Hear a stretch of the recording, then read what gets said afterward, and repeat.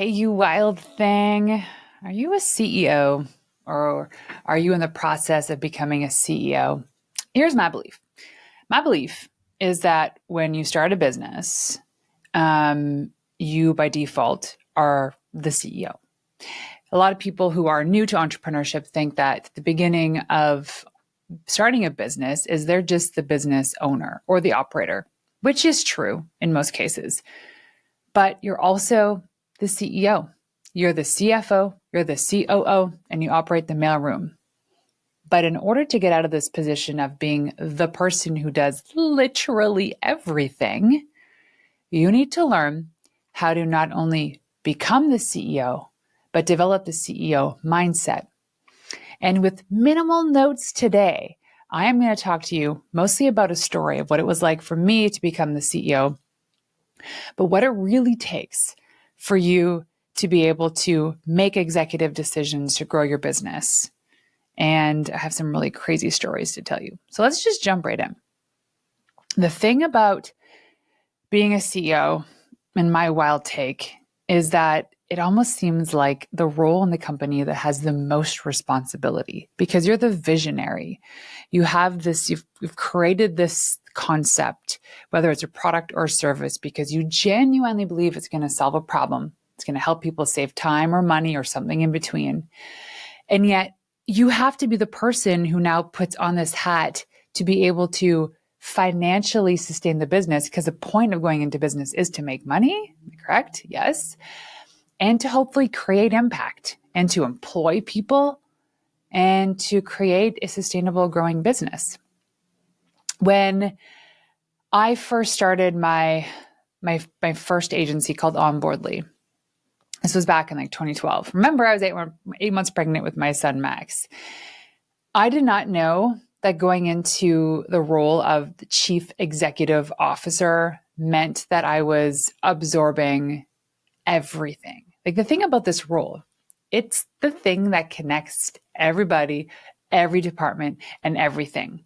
It's like the cherry that sits on the top, or it's the hot pepper they put on the top of a nacho dish that you're not supposed to eat because the heat from the chili will ooze its way through the rest of the nacho. Now it's making me hungry. But the point is that it is the most important role. And for somebody who is the visionary, it's the most coveted role. People want to be the decision maker. They want to say, here's the vision. Now you people go to work and get it done. The problem with entrepreneurship is that when people sign up to start a business, they're not trained at what it means to be a leader. And that is where most businesses fail. They don't know the role and the importance of leadership when it comes to growing their business. And it is quite an emotional journey. So going back to my days in running my first agency, today I'm a CEO. Yes, I run this podcast and I have my events business, and we're also starting something new, launching very shortly, a really specific, unique coaching program. Outside of that, my experience in running a business and businesses, what I didn't know coming into it was the sheer amount of leadership that was going to be required of me to help the business grow and sustain itself. This meant signing up to everybody else's BS, their personal lives and how that affects them in business, whether it's from family issues or relationship issues or health issues, or even stuff that rises being a parent, that all of a sudden, all that now affects the business. And it was my role as a leader to make sure my team is inspired, is motivated, but most importantly, they see the vision. They understand where the company is going and why it's doing it. If you're just starting out, you're a solopreneur. So you have the first part is the solopreneur mindset. You have complete control. You have complete autonomy. You can make decisions like this. You can change directions like this. And there's a lot of people that stay in this spot. They stay here because maybe they have limited resources. They're still testing ideas. They want to maintain the vision. This is, after all, your baby. It's your business. And so a lot of people stay here because they like it. It's comfortable. Getting to that next level is just a little bit too in the future. It requires too many extra resources. Very likely you have to hire more people. And yet they want to build the $1 million business, but they don't, and they set the vision for that. And they love talking about that, but they don't actually want to become the person that needs to be the CEO to grow the business to that level. And so the solopreneur, and there's nothing wrong with that. There's a lot of people I know that have an incredible life, incredible lifestyle. They are redefining success on their own terms, and they want to keep their business at a certain level. Then they get pushed up against their ceiling of complexity, where there's more opportunity. Maybe there's a new market opening up or a new product or service that has the potential of being successful. And they stop themselves at either doing it or they do it and then they get burnt out. Then they're hitting that ceiling of complexity even more. They're missing opportunities due to bandwidth and limitations, lack of expertise. They don't know how to lead a team, so they're cycling through vendors and contractors and part-time people and full-time people. I don't know if this sounds familiar. The solo entrepreneur will stay happily at this stage and not grow their business. In order to get to the next level, you have to become the next level version of yourself. The work I had to do as an entrepreneur running that agency, as I reflect back on this, was I had to be okay with getting the no's in sales calls and offers of employments and letting people go. I never realized how quickly you can cycle through a team if you don't have the vision very clear. When we were first starting this agency, we were offering content marketing and social media and PR. We were a demand marketing agency. We were doing it all, and there was only like 4 of us. The vision wasn't clear. We would say yes to whatever the clients wanted, and we would figure it out as we went. We were so worried about being so niche and so defined in what we were doing that we ended up burning out. My team was burnt out. People were coming at us saying, your work isn't the greatest, because we were doing everything. Now it's the CEO's responsibility to figure that part out. So what happened was we hired an accounting company. They came in, they helped us really understand our numbers. And I just needed to look at one line item. That was the labor efficiency ratio. I needed to know if my team was overworked or underworked. If they were underworked, I would have to hit the ground running, closing some deals. If they were overworked, we had to look back on either scaling back on the work we were doing or hiring more people. And the two were kind of in tandem. Sometimes we'd have really great months and we were so busy and work was flowing that we would not hit the sales. We weren't in the ground running with sales, which meant that the coming months that our team progressively became underworked because maybe contracts were done or a client left or something happened. And there was always these like months where we're just like in this quandary of overworked or underworked. And so the CEO mindset needs to look at it and not from like taking things personal or blaming the team, but realizing that anything that happens within an organization is a CEO's responsibility and they need to own it. So for me, I needed to own it. I wanted my team, who I loved and appreciated, to be doing their best work and showing up to the office inspired and motivated, not feeling defeated the moment they walked through the door. So we needed to cut back on our service offering. We needed to hire the right people to fill the roles. And we also needed to say yes to the right customers because we were not going to be everything for everybody. So in this, it also meant something really crucial. I had to let go of my baby. I had to let go of being the primary decision maker for absolutely everything. I had to trust that the team was going to do a good job promoting the company, doing the client work, and even the people within the organization that were managing other people, I had to let them be the leader. The leader is the person that sets the vision, hires the right people, and lets them go to work. But that was tough for me because I felt myself really being nitpicky, jumping in, reviewing everything, doing quick fixes for them. Oh God, that was something I still do. But anyways, as the CEO and as I was learning on this journey, it was tough because I thought, and you probably experienced this too, if there was an error, or something to be fixed, I thought, oh, it's just quicker if I go in and do that myself. You know what I mean? And sometimes I'd do that. Actually, oftentimes I would do that. And you know what that message was sent to my team? That they're incompetent, that they're not good at what they're doing. Because I was fixing their errors as opposed to saying, hey, there's a typo or this is wrong. Can you go please fix it? When you don't let your team fix their own mistakes, not only do they feel incompetent, they actually by default become more incompetent. And so the CEO, despite this being your baby, this is your company, you have to trust that the people that you hired are going to do a good job. And you know what? You'll be surprised. You'll be pleasantly surprised by the fact that most people actually show up and they do a better job. And it's emotional giving the baby to somebody else, isn't it? Like if you are a mother, the first time you ever hired an outside babysitter to come in, I bet you if you were going out for a date night with your husband or your partner, the whole time you're out, you're feeling anxious because this is the first time you have this new babysitter and you have to trust that they're doing a great job. And it's tough. And you probably texted and checked in, and that's what new mothers do, and that's totally fine. And that same feeling is applied to business the moment you start delegating stuff and telling other people that that's their responsibility now. But you have to take this leap of faith. You have to, if you trust the people that you've hired on your team, you have to let go of the fear of letting go. You have to let go of those financial anxieties that maybe you won't make payroll. You have to be okay in investing in yourself for your growth and in your team, trusting that that investment will actually have a big ROI.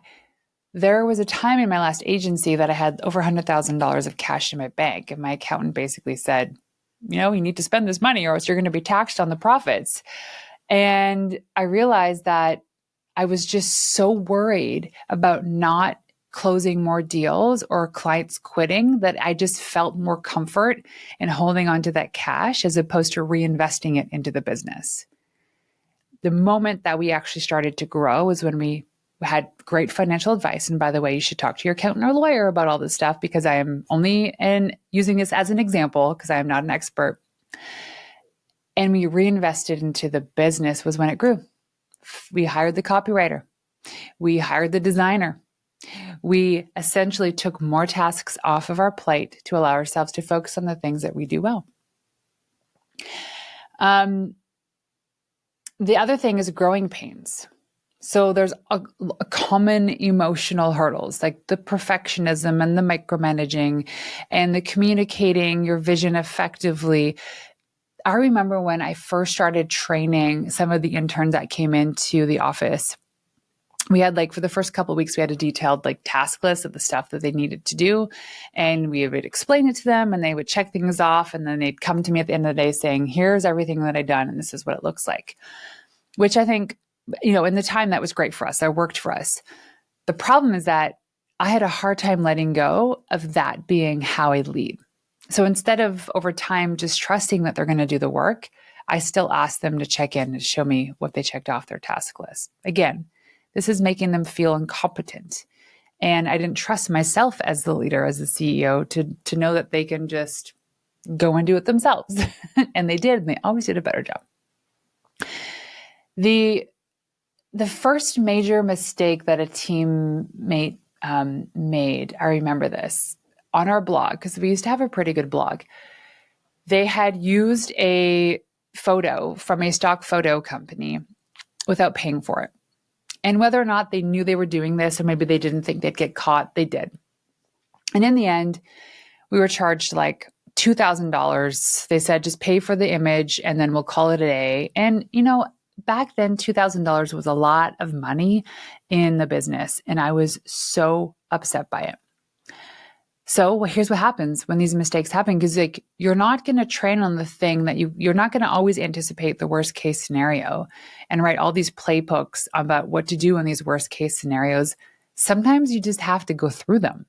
You have to face these worst case scenarios in order to create the playbook on how not to do it next time. So in that moment, we paid the bill for what we owed them. We signed up to have a membership to these stock photo websites that we could use content for our blog and clients' blogs without worry. And it saved us a lot of money and a lot of time. There's also this thing, I find this especially as women, where there's this guilt of holding people accountable. So here at Martell Media, we have this thing called, the DRI is the direct responsible individual. So who is the person that owns the outcome? And as the CEO, it's often hard to delegate that to somebody and ask them to own the outcome.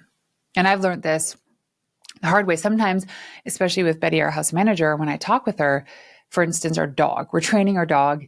He's regressed. So we were training him again. And I said, I want you to own the outcome. Like, I'm giving this task to you. And I say to her, this is what a 10 out of 10 looks like. And I need you to own that outcome. Can you do that? And she'll say, yes, absolutely. I think that's a reasonable outcome. And I don't have to give her the tasks on what to do. I don't have to train her. I don't have to schedule stuff for her. She'll figure it out because she's owning the outcome. That's what a great CEO does.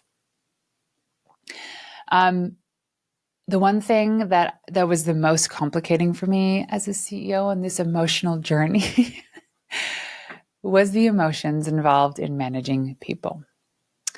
This was personal stuff that was happening. I can't tell you how many times somebody would come into my office saying, there's an issue at home or this is happening. And now I felt some sort of obligation to help them see it through. And I was in way over my head in so many circumstances. I just let them talk. But most of the time, these people just needed to be heard. And most of the time, they needed more grace and spaciousness in their week, if they were having a tough week, to get through the hurdle. And they needed to know that they were supported. That's it. They need to be seen and heard and feel like they're being supported.